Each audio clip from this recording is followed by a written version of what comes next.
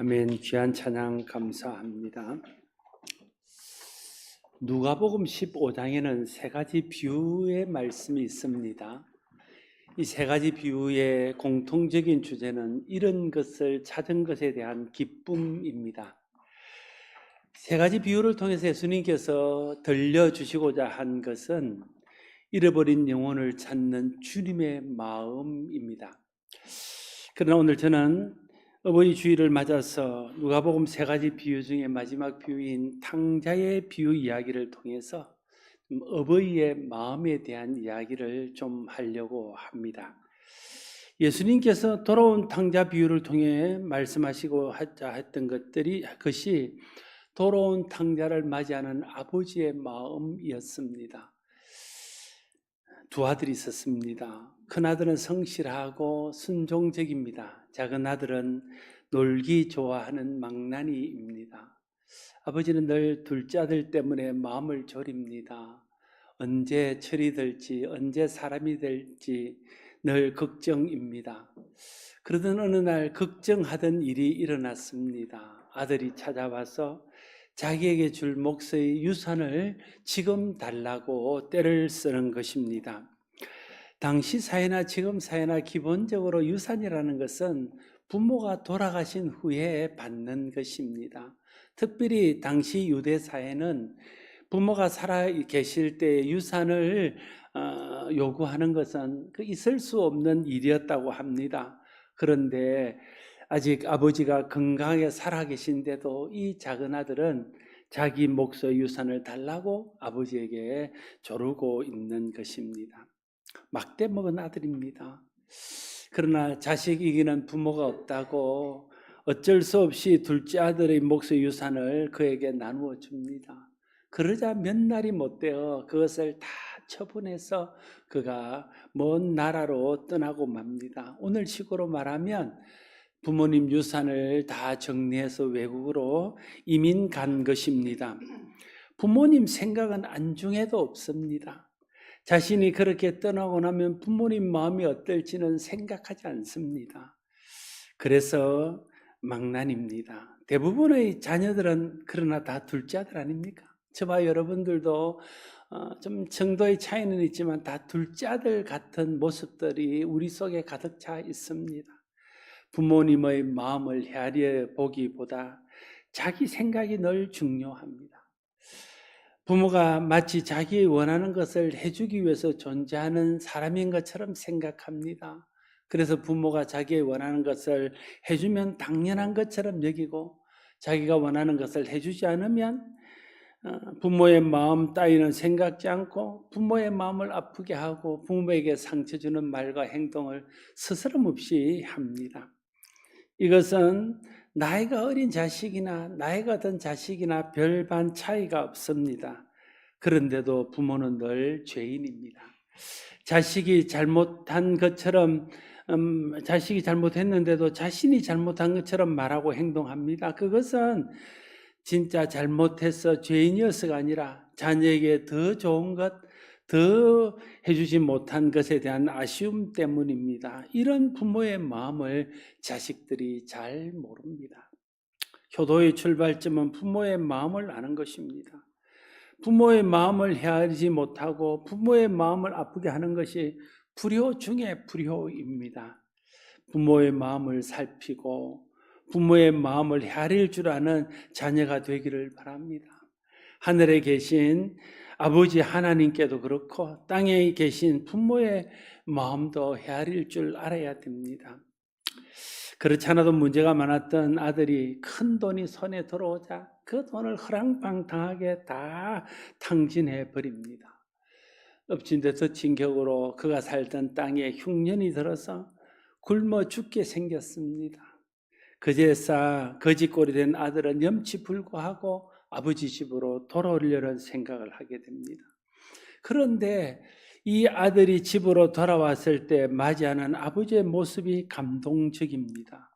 오늘 읽진 않지만 20절 말씀에 보면 그가 아들이 돌아오는 모습을 보고 아직 거리가 먼데 그를 알아보고 달려가서 그를 목을 안고 입을 맞춥니다. 그리고 종에게 말하여 제일 좋은 옷을 가져다 입히고 손에 가락지를 끼우고 발에 실을 신겨줍니다.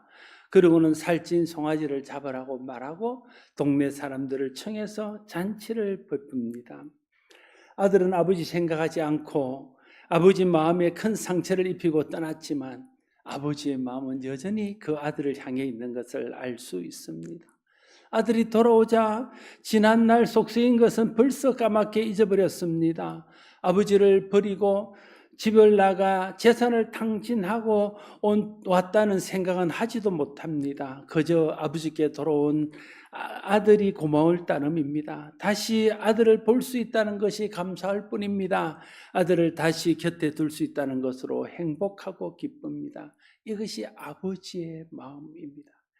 하늘에 계신 아버지의 마음이고 이 땅에 있는 육신의 어버이의 마음입니다. 이런 아버지의 마음, 이런 어버이 마음을 알아야 됩니다. 대부분의 자녀들이 부모를 거역하고 부모에게 속상하게 하는 것은 이런 어버이의 마음을 잘 헤아리지 못하고 잘 알지 못하기 때문입니다.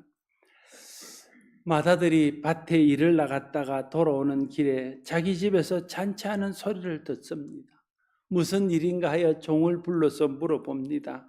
종이 대답합니다. 당신의 아들이, 당신의 동생이 돌아왔는데 당신의 아버지가 죽었던 아들이 돌아왔다고 기뻐서 살찐 송아지를 잡아서 동네 사람들과 함께 잔치하는 소리입니다. 라고 말합니다. 이 말을 들은 큰 아들이 28절에 그가 노하여 들어가고자 아니하거늘이라고 기록하고 있습니다. 여러분, 집 나가 소식이 없던 동생이 돌아왔습니다. 아버지가 동생이 집을 나가 생사를 알 수 없는 상황에서 얼마나 마음 졸이며 노심초사했는지를 옆에서 생생하게 지켜봤습니다. 그랬다면 동생이 돌아왔다는 소식을 들으면 다른 것 따지지 않고 빨리 자기도 집에 들어가서 동생을 안아주거나 아버지의 손을 잡아주며 동생이 돌아온 것을 기뻐하는 것이 장남이 해야 될 장남다운 태도입니다.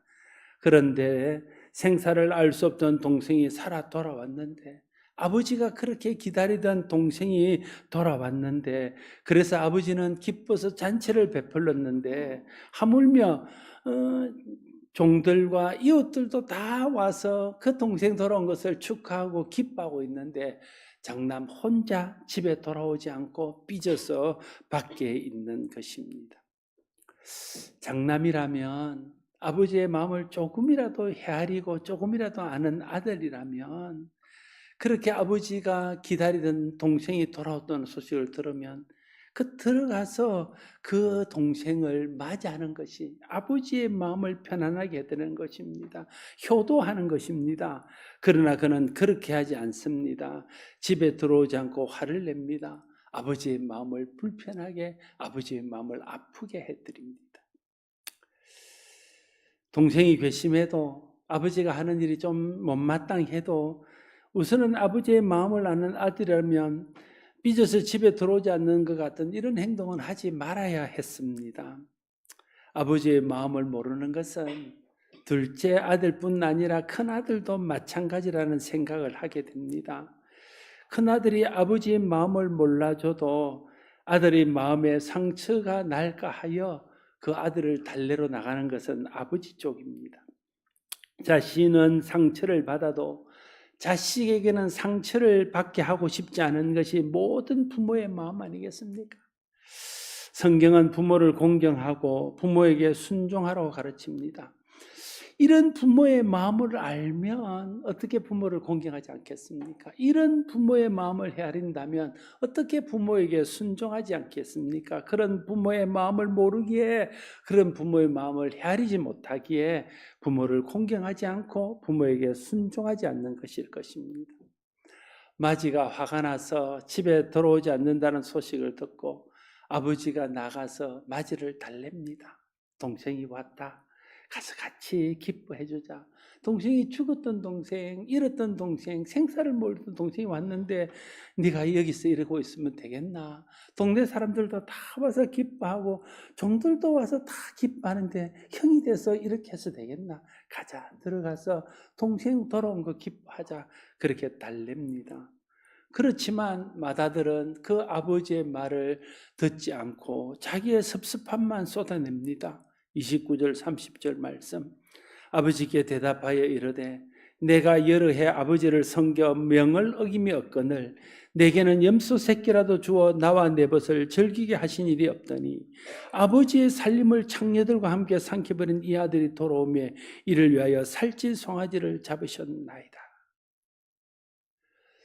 동생이 돌아온 기쁨은 안중에 없습니다. 자신이 대우받지 못한 것에 대한 섭섭함만 마음에 가득하 있습니다. 동생이 돌아와 기쁜 아버지의 마음은 생각지 않습니다. 자기가 상한 마음, 그것만 중요하고 그것만 큽니다. 아버지의 마음을 모르고 아버지의 마음을 헤아릴 줄 모르는 큰아들입니다. 아버지는 집에 가지 않겠다는 그 맏아들에게 이렇게 말합니다. 31절 32절. 아버지가 이르되 예 너는 항상 나와 함께 있으니 내 것이 다 내 것이로되 이 내 동생은 죽었다가 살아났으며 내가 잃었다가 얻었기로 우리가 즐거워하고 기뻐하는 것이 마땅하다 아니라 말하고 있습니다. 아버지는 이렇게 달랩니다. 네가 지금까지 나와 함께 집에 있어줘서 난 참 고맙다. 그리고 걱정하지 마라. 동생이 돌아왔어도 내게 있는 모든 것은 네한테 줄게. 이건 다 네 거다. 그냥 동생은 그냥 와서 그냥 내가 기뻐서 잠깐 잔치 한번 해주는 것뿐이다. 이렇게 아버지가 달래고 있습니다. 이 아버지의 말 속에 뭐가 들어있습니까? 이 큰아들이 삐진 것은 동생이 돌아와서 자기에게 돌아올 유산의 몫을 동생이 또 뺏어갈까 거기에 마음을 쓰고 있다는 것을 아버지의 말을 통해서 알 수 있습니다. 동생이 돌아온 기쁨보다 자기 재산을 잃은 것에 대한 염려가 더 크다는 것을 알 수 있습니다. 우리 마음도 그렇지 않습니까? 어느 날 어느 사람이 예수님을 찾아왔습니다. 예수님께 이렇게 말하지요. 예수님, 우리 형님이 부모에게 물려준 유산을 혼자 다 차지했습니다. 예수님이 가서 좀 내 몫을 찾을 수 있도록 해 주십시오. 그래서 예수님이 뭐라고 말씀하셨습니까? 삼가 탐심을 물리쳐라 이렇게 말씀하셨습니다. 그게 네 탐심이라는 거예요. 네가 그렇게 해서 내가 네 형 재산을 뺏어주면 그날부터 네와 형은 원수진다 그래도 할래? 그렇게 묻는 거예요. 오늘 이 큰아들이 그런 거예요. 형, 동생 사이는 중요하지 않습니다. 그렇지 않아도 아버지 재산을 허랑방탕에 써본 동생이 다시 돌아오면 이제 남은 재산은 자기 몫인데 이것마저도 가져와서 허랑방탕에 쓰면 어떻게 할까? 그 생각밖에 없는 거예요. 그래서 그 아들을 받아준 아버지가 섭섭한 겁니다.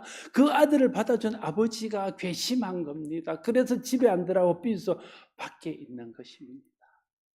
아버지의 마음도 형제의 우애도 생각하지 않습니다. 여러분, 부모에게 잘하는 것보다 부모에게 더 기쁘게 하는 것은 형제가 우애 있게 지내는 것입니다. 아무리 부모에게 잘해도 형제가 원수처럼 지내면 부모는 마음이 가시밭입니다. 그것은 효도하는 것이 아닙니다. 아무리 좋은 것을 갖다 줘도 부모의 마음은 기쁨이 없습니다. 자녀가 서로 잘 지내는 것이 부모에게 가장 큰 효도 중에 효도입니다. 그런데 오늘 큰 아들은 그걸 모르는 거예요. 그걸 못하고 있는 것입니다. 황찬영 신부라는 분을 아십니까? 그분 강의가 워낙 유명해서 목사들도 많이 듣습니다. 재밌기도 하고 유익하기도 하고. 우리 집 사람이 그걸 하도 들어서 내가 당신 천주교로 개종하려고 그러나 이런 물어봤습니다. 제 설교는 잘 안 듣고요. 그것만 자꾸 들어요. 황찬영 신부뿐 아니라 오늘 요즘 들어서 이제 노령화 시대가 되다 보니까 노년층을 위한 그런 강연들이 참 많습니다. 유튜브를 찾아보면 노년층을 위한 강연들이 너무 많아요. 그런데 그 모든 강연자들의 공통적인 게 한 가지 다 있습니다. 다 공통적인 뭐는 자식에게 돈 물려줄 생각하지 말고 있는 돈 다 쓰고 가세요. 그게 공통적인 자식에게 돈 물려줄 생각하지 말고 있는 돈 다 쓰고 가세요. 그게 공통적인 것입니다. 왜냐하면 자식에게 돈 물려주면 물론 자식에게 좀 힘이 되어주긴 하겠지만 재산 문제 때문에 자녀들끼리, 형제들끼리 서로 마음이 상하기 쉽고, 또 그 자녀들한테 재산 물려주려고 부모가 힘들게 살면 노년을 너무 괴롭게 사니까 그렇게 하지 말라는 거예요. 자식은 자식 그동안 키워줬으면 자식 살도록 이제 해줬으니 자식인 지 알아서 지 인생 살도록 하고, 나머지는 당신 인생 마지막으로 그동안 가진 거 갖고 누리며 살라, 그 이야기입니다. 그러나 여러분, 우리가 부모된 입장이지만 그게 잘 됩니까? 자녀에게 안 주고 자기가 다 쓰는 거 그게 잘 됩니까? 부모가 그게 잘 안 되니까 강사들이 계속 그 이야기 하는 겁니다. 그렇게 이야기해도 노년에 자기는 힘들게 쓰고 자기는 한 푼도 못 쓰고 자식들에게 고스란히 물려줘서 힘들게 되니까 자꾸만 그 이야기 하는 것 아닙니까? 자식 생각 않고 자기 위해 사는 것이 안 되는 것이 부모 아닙니까? 그건 어떻게 해도 안 되는 것이 부모입니다. 이런 부모의 마음을 자식들이 모르는 거예요. 이런 부모의 마음을 아는 자식이 진짜 효자입니다. 이런 부모의 마음을 알아주는 자식이 좋은 자식입니다. 성경은 부모를 공경하라 하고 또 내 부모에게 순종하라고 말합니다. 특별히 부모를 공경하라는 것은 10계명의 사람과의 관계에 가장 중요한 5번째 계명을 주면서 그걸 잘 안 지킬 것 같으니까 주님께서 사람들이 좋아하는 경품을 그게 걸었습니다. 그래서 그 계명을 약속 있는 첫 계명이라고 부릅니다. 아까 우리 유장님이 기도하면서 처음 했던 성경 구절입니다. 신명기 5장 16절. 너는 내 하나님 여호와께서 명령하신 대로 내 부모를 공경하라. 그리하면 내 하나님 여호와께서 내게 준 땅에서 내 생명이 길고 복을 누리게 할 것이라. 네가 네 부모 공경해라. 네 부모 공경하면 내가 네 장수의 복도 주고 많은 복을 줘서 그 복을 누리게 해줄게. 그렇게 약속하셨습니다. 부모에게 공경하고 부모를 공경하고 부모에게 순종해야 될 이유가 있습니다. 하나님께서 가정에 하나님의 대리자로 부모를 세웠습니다. 여러분, 하나님께서 나라를 다스리는 대리자로 왕을 삼았습니다. 그리고 백성들을 다스리기 위해서 제사장이나 또 선지자들을 삼았습니다. 그리고는 가정을 위해서는 부모를 하나님의 대리자로 세웠습니다. 그래서 부모를 통해서 생명을 주고 부모를 통해서 하나님 사랑을 배우게 하고 부모를 통해서 그들이 하나님의 양육하는 것처럼 양육받게 하는 거예요. 하나님이 양육하는 것처럼 양육할 수 있는 유일한 존재는 부모밖에 없습니다. 하나님의 마음으로 자녀를 대할 수 있는 유일한 존재도 부모밖에 없습니다. 하나님이 하신 것처럼 자기의 독생자를 우리를 위해서 내주면서까지 우리를 사랑한 것처럼 나의 모든 것을 희생하면서까지 끝까지 자녀를 사랑할 수 있는 그 사람은 부모밖에 없어요. 형제도 그거 안 돼요. 부부도 그거 안 돼요. 오직 부모만이 그거 할 수 있습니다. 부모 된 사람들 다 동의하잖아요. 제가요, 애들이 좀 커서 자립을 하고 나니까 좀 살만하더라고. 숨이 쉴만해요. 진짜 애들 키울 때는 계속 연금재단에 대출 받아갖고 보너스 받으면 그거 갖고 그렇게 살았습니다. 뭐 다 비슷한 거 아니에요? 다 비슷한 것 아닙니까? 근데 애들이 좀 커서요 하고 나니까 이제 여유가 좀 생겨요. 우리 집사람은 외식도 한 번씩 할 수 있겠고 가서 차도 마실 수 있고 여유가 생겨요. 왜 우리가 그렇게 어렵게 삽니까? 자녀들 때문에요. 다 주고 다 하는 것 아닙니까? 그런 마음을 하나님 우리에게 주셨어요. 우리가 다 부족하고 이기심 많고 욕심 많은데요. 다른 사람한테는 다 그렇게 사는데 자녀한테는 그렇게 안 되도록 하나님은 우리 마음속에 그 마음을 주셨다니 그게 부모의 마음입니다. 하나님의 대리자로 세운 부모의 마음. 자녀들이 그 마음을 알아야죠. 그래서 부모가요 하는 말, 부모가 하는 모든 것들은 하나님의 마음과 같이 오직 자녀가 잘 되기를 바라는 마음이 사는 거예요. 부모가 연약하고 부모가 미숙해서 때로는 자녀들에게 상처도 주고 때로는 자녀의 마음을 아프기도 하지만 그러나 부모가 하는 모든 것은 자녀를 향한 진심, 자녀가 잘 되기를 바라는 진심으로 하는 것이라는 거예요. 그래서 하나님이 네 부모에게 순종하라는 거예요. 왜냐하면 네 부모가 시키는 모든 것은 네가 잘되게 하기 위한 진심에 사는 것이기 때문에 네 부모에게 순종하라고 말하는, 그게 네가 잘되는 길이다. 그렇기 때문에 네 부모에게 순종하라, 그걸 말하는 겁니다. 부모를 공경하라는 거예요. 왜냐하면 모든 것을 쏟아서 네가 태어나서 네가 장성하고 부모가 세상을 떠날 때까지 오직 부모의 머릿속에는 1번은 자녀밖에 없다는 것을 하나님 아시기에, 그래서 그 부모를 공경하라는 겁니다. 여러분, 1번은 뭡니까? 1번은 자식이에요. 1번은 남편도 될 수 없고요, 아내도 될 수 없고, 형제도 될 수 없고, 부모도 될 수 없고, 오직 1번은 자식입니다. 그렇지 않습니까? 손자를 보니까 손자가 1번이 되려고 해요. 그건 좀 바뀝니다. 아무튼 그렇습니다. 그렇죠. 그러니 그 자녀들이 그 부모의 마음을 아는 게 중요하다는 것입니다. 어버이 주일에 내게 가장 중요한 생명을 주시고 오늘 내가 있도록 그 이 모든 것을 뒷바라지해 주었고, 여러분이 지금까지 오는데 그 결정적인 모든 물질이든 모든 돌봄이든 결정적으로 여러분에게 다 해준 것은 부모 말고 누가 또 있습니까? 부모가 줬다.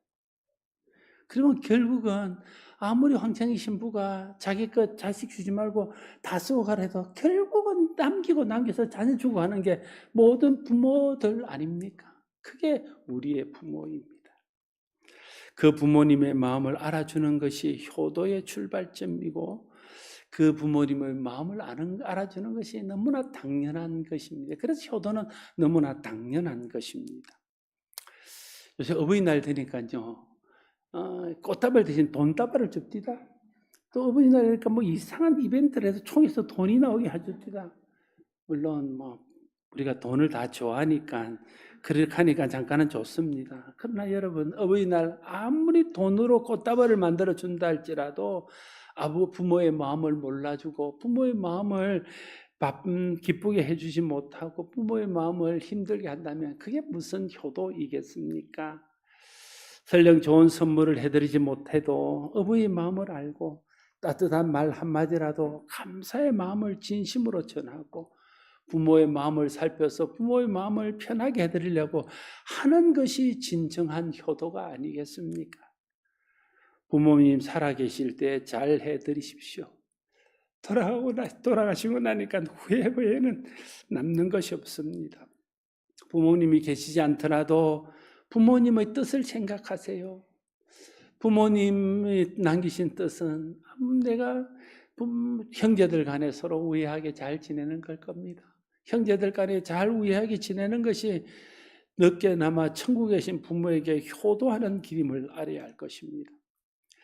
형제가 마음이 상해 있으면 화해하십시오. 형제와 왕래가 끊어졌다면 다시 왕래를 트십시오. 그게 부모에게, 천국에 계신 부모에게 마지막으로 효도하는 길입니다. 육신의 부모님에게나 우리의 하늘에 계신 아버지 하나님께나 그 마음을 알아서 그 마음을 아프게 해드리지 않고 그 마음을 기쁘게 해드리는 것이 좋은 자녀입니다. 하나님 아버지의 마음을 알고 그 마음을 받들어 섬기고 어버이 마음을 알아 어버이를 기쁘게 해드리는 우리 모두가 될 수 있기를 바랍니다. 이것이 어버이 주일에 하나님께서 우리에게 주시는 말씀입니다. 기도하겠습니다. 아버지 하나님, 우리는 누구의 자녀이고 또한 누구의 부모입니다. 부모가 되어 보니 우리 부모의 마음이 어땠는지를 조금은 알 것 같습니다. 우리가 부모의 마음을 몰라서 부모의 마음을 아프게 하고 부모의 마음을 상하게 했던 적이 너무나 많았습니다. 이제라도 부모의 마음을 아는데 마음을 두게 하시고 부모의 마음을 헤아려 부모의 마음을 편하게 해드릴 수 있는 우리 모두가 되게 하옵소서.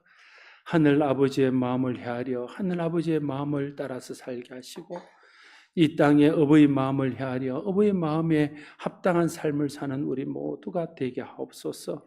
예수님 이름으로 기도드리옵나이다. 아멘.